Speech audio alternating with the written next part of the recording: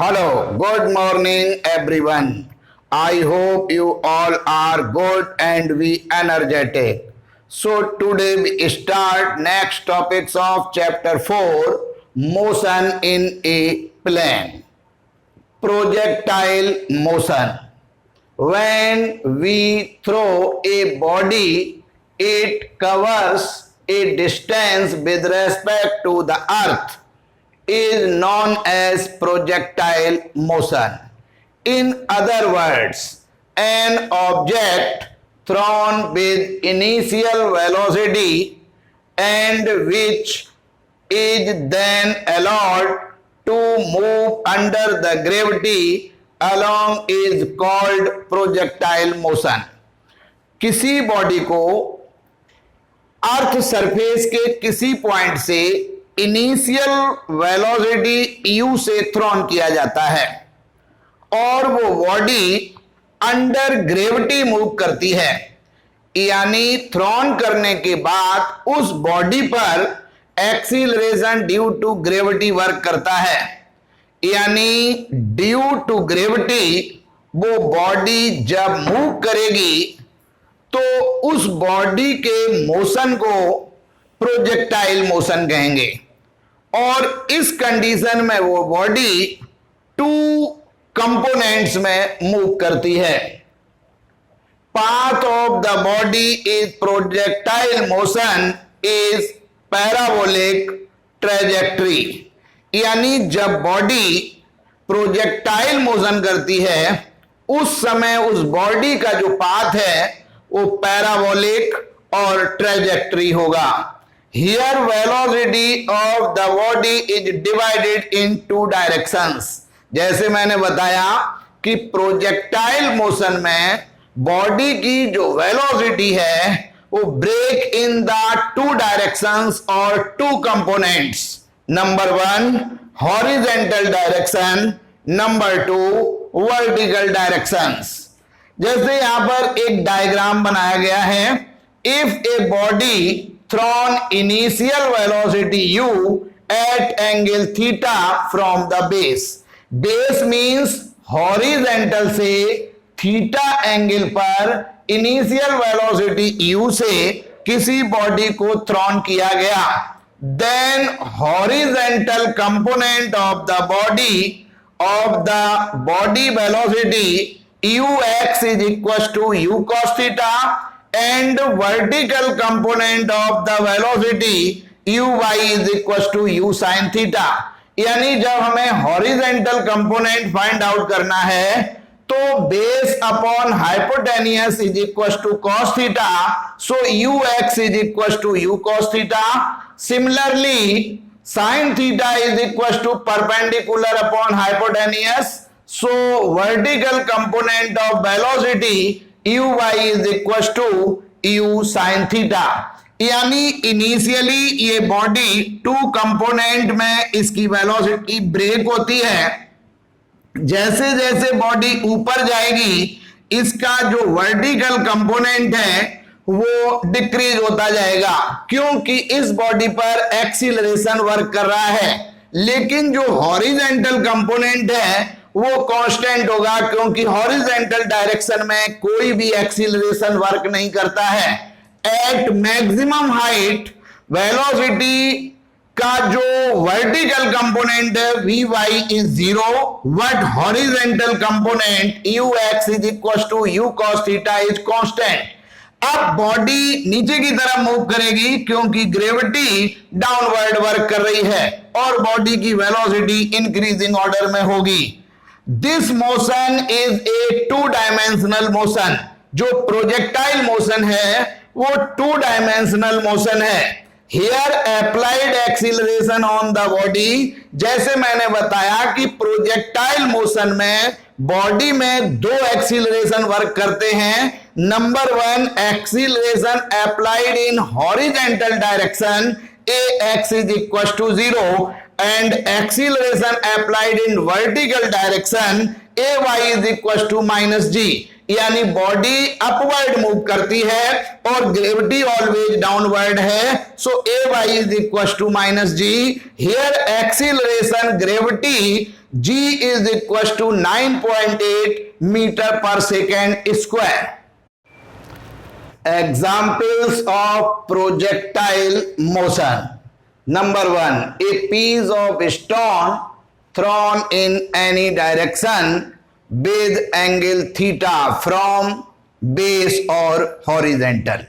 Horizontal से किसी angle theta पर जब हम किसी स्टोन को थ्रोन करेंगे तो वो स्टोन का जो मोशन है वो प्रोजेक्टाइल मोशन होगा, यानी पैराबोलिक पाथ पर वो स्टोन मूव करेगा. Number 2, A bullet fired from a gun. जब हम गन से कोई बुलेट फायर करते हैं तो वो बुलेट हॉरिजेंटल डायरेक्शन में इनिशियली मूव करती है, लेकिन ड्यू टू ग्रेविटी इसका मोशन एक कर्व्ड पाथ पर होता है.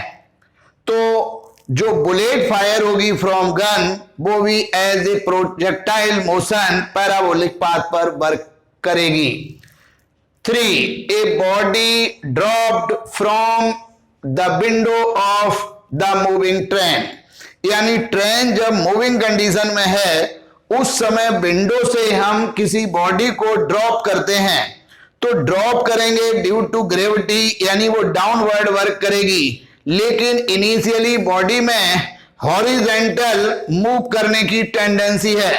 तो ये जो बॉडी है वो भी एक पैराबोलिक पाथ पर प्रोजेक्टाइल मोशन के थ्रू मूव करेगी. 4, a bomb released from an aeroplane in flight. यानी किसी एरोप्लेन जो मोशन कर रहा है हॉरिजेंटल डायरेक्शन में, वहां से जब बम हम रिलीज करेंगे तो वो भी पैराबोलिक पाथ पर मूव करेगा. Next topic, time taken by the body at reach maximum height. किसी बॉडी को हमने हॉरिजेंटल से थीटा एंगल पर इनिशियली u वेलोसिटी से थ्रोन किया.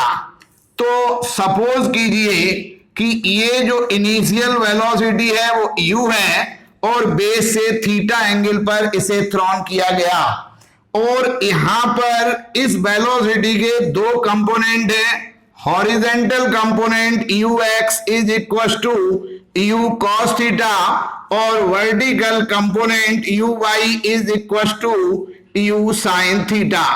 अब जब ये बॉडी मैक्सिमम हाइट पर पहुंचेगी उस समय तक जो टाइम कवर होगा, सपोज उसका सिंबल स्मॉल t है, और इसी टाइम t को फाइंड आउट करने के लिए हमें एक फॉर्मूला कैलकुलेट करना है. तो एट द मैक्सिमम हाइट,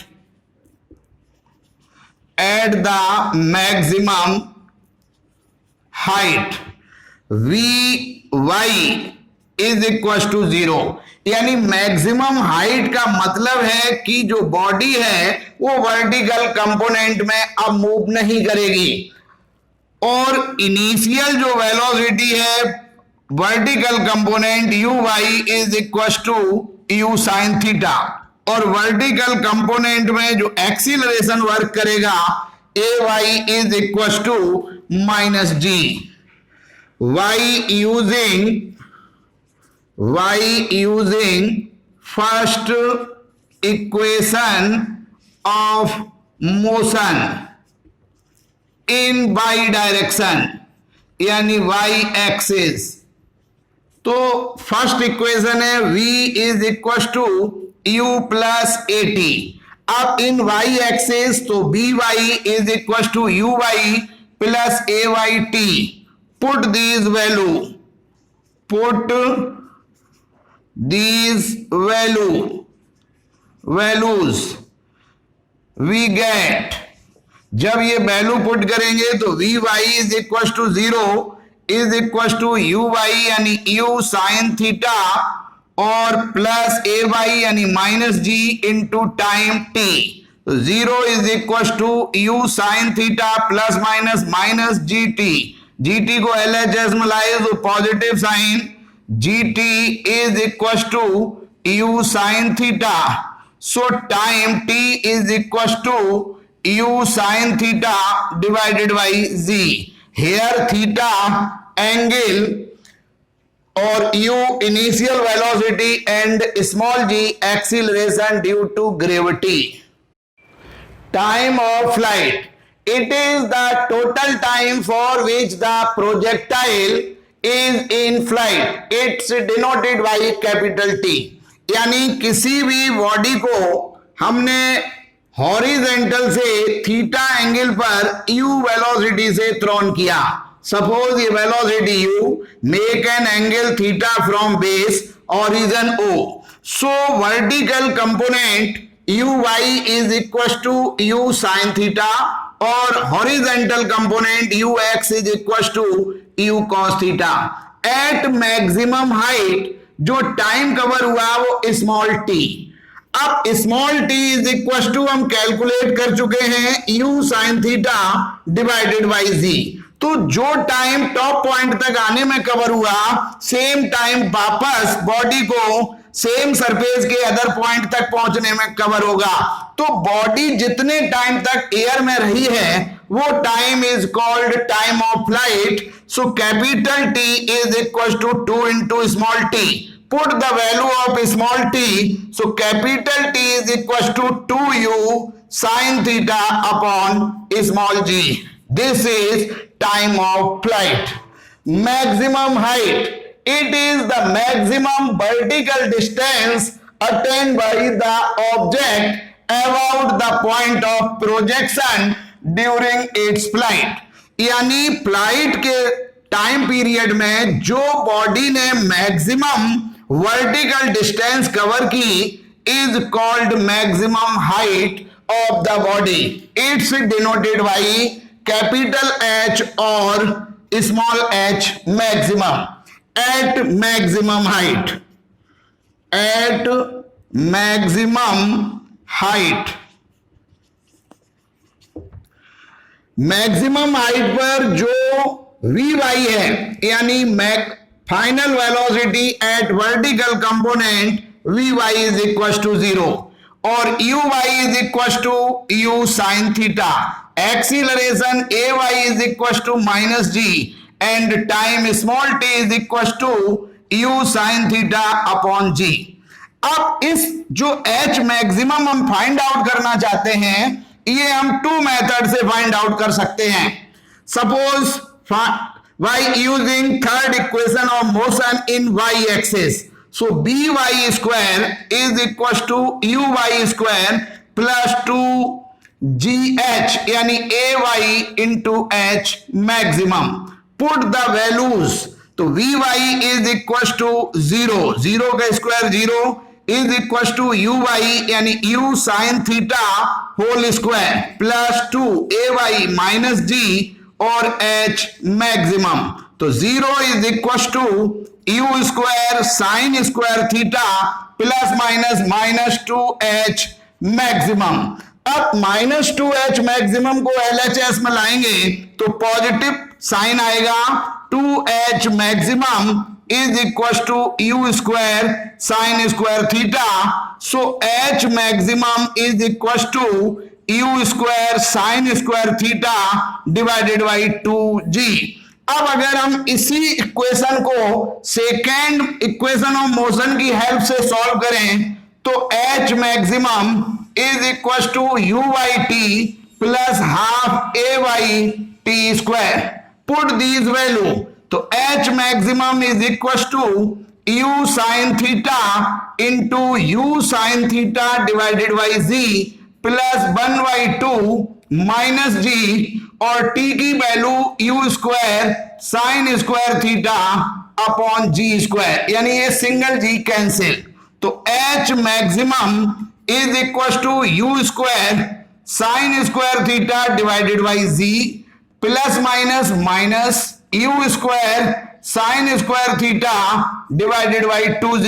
तो h maximum is equal to LCM 2g.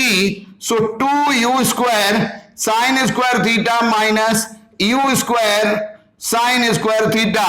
So h maximum is equal to 2u square sine square theta में से u square sine square theta minus करेंगे तो u square sine square theta divided by 2z, यानी maximum height का जो equation है वो हम for third equation of motion and second equation of motion की हेल्प से फाइंड आउट कर सकते हैं।